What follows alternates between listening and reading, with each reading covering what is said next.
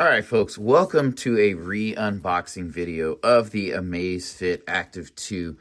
And I have to say, and this video was definitely very necessary. So if you're familiar with my channel, you know that I have done an unboxing and review of this watch a couple months ago, and it's excellent, it's great.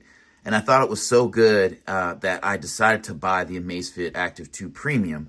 And the only difference between that one and this one is the sapphire glass NFC, and it comes with two bands. It comes with a faux leather band and the red band. And I have to say, I prefer this watch after a couple months. So you can go back and watch my video on the Amazfit Active 2 Premium where I have both of these. And just for comparison's sake, here's my other watch. This is pretty much my daily and business casual, the Apple Watch Ultra 2. Obviously, it's a better device than this one, but ooh.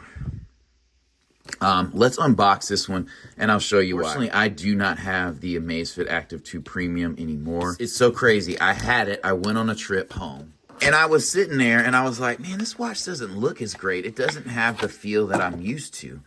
And I noticed something with the Amazfit Active 2 Premium, and that is that stainless steel bezel is basically a thin line around the edges. I don't know if it's aluminum on this part, but it does not look as premium, one. So don't take my word for it. If you're in a store or you have both watches, definitely check them out and take a look. This one looks 100% more premium with this shiny stainless steel bezel. I mean, the one on the premium just goes around slightly, and it does not look as nice. It doesn't look as polished. It doesn't look as classy. So that's the first thing. The second thing is the glass on this, the tempered glass, is pretty strong. And to me, it's like 2.5 times stronger than that on a regular Apple Watch. So I kind of had some like trauma from prior Apple Watch, non-Apple Watch Ultras or stainless steel models where like the wind could blow or the sun will hit it just right and 1,000 scratches will just appear. That is not this watch. This watch is pretty scratch resistant. It's not going to be as hard as Sapphire, but I feel 100% comfortable with it versus the Premium. So that's number 2. The number 3 thing here. So the Sapphire glass does not give you as crisp a display as the tempered glass. And don't take my word for that. Look up reviews, compare between the two, and you'll notice a difference. Like, I noticed it when I had them side by side. And then I could kind of tell when I was looking at it on the daily. I mean, it's not like a deal breaker or anything like that, but it does make this watch better, in my opinion. I think getting Sapphire for $130 is a great deal, but that's something that kind of threw me off. The main reason that I switched back is this bezel. It just makes it look more premium, hands down. The other one, it just looks like a more basic watch. And this is what first made me fall in love with this watch, the price. And then also the fact that it has that nice stainless steel, because on the Apple Watch, you have to pay extra to get sapphire and stainless steel. And stainless steel really sets off the Apple Watch, especially the ones that came out before the Ultra was available. There's just no competition. It's the best looking smartwatch, even better than the Ultra, any Ultra that's been out, the Apple Watch stainless steel. But I digress. The fourth thing that I want to mention is something I don't think a lot of people are talking about, and that is the bands. When I got the Premium watch, I felt like the leather band was just too thin. It was just too slim, and it almost looked like a woman's or a very, very small band. It was just too petite for me, and this black band over the red just goes with more. I think you can wear this cycling, at the gym, and to the office with business casual. No, wearing it with a blazer, or if you're going out on a date, you probably want to dress it up a little bit more so you don't just look like you came from like a triathlon or a gym session, which is nothing wrong with, honestly. But this band is just more versatile. And also, it's bigger than the red band. For whatever reason, when I tried the red band on, and again, I have a medium-sized wrist, I felt like it was almost too small for me. And my wrist was almost just too large of a diameter for it. So neither one of those bands really felt at home like this one did for me. And this just pops against the stainless steel.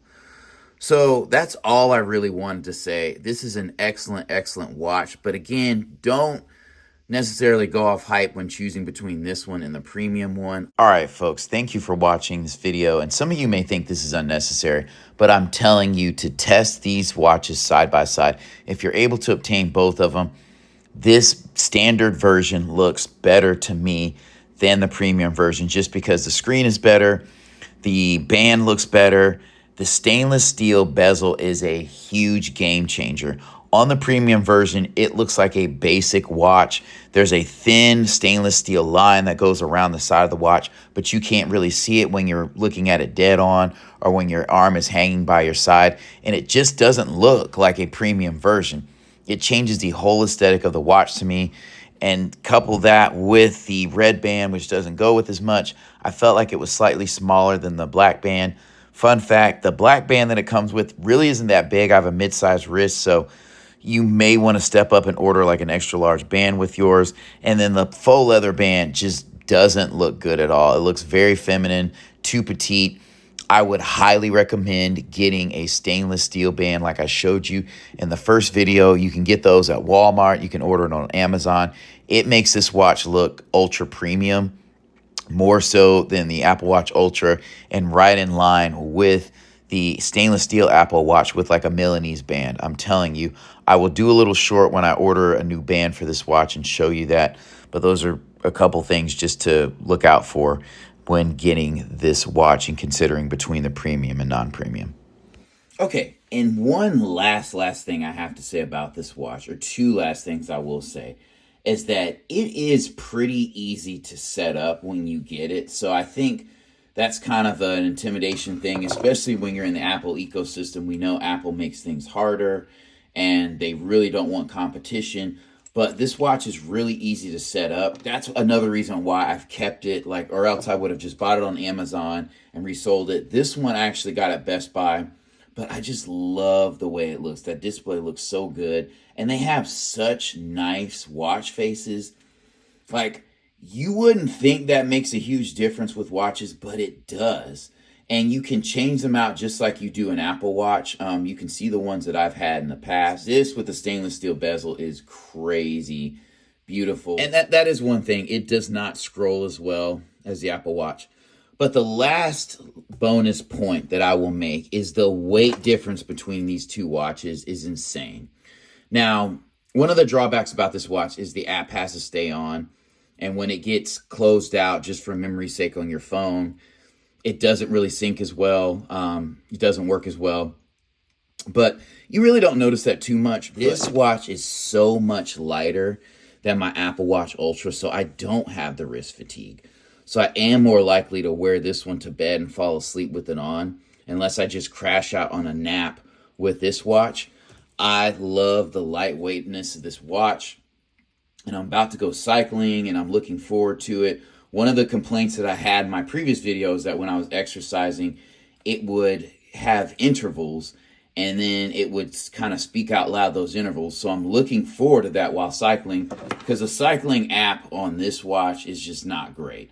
The fact that I have to go to my phone to see things when I'm wearing the watch is annoying, because what if I want to go cycling without my phone?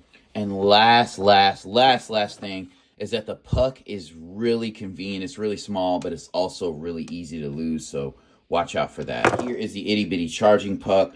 I love it because it's so small, and if you're a person who travels and you're in hotels, sometimes the counter space on these nightstands, the real estate is not that great. So having a small puck where you can just connect it to your watch like this, it has some strong magnets on the back, connect it to a USB cable.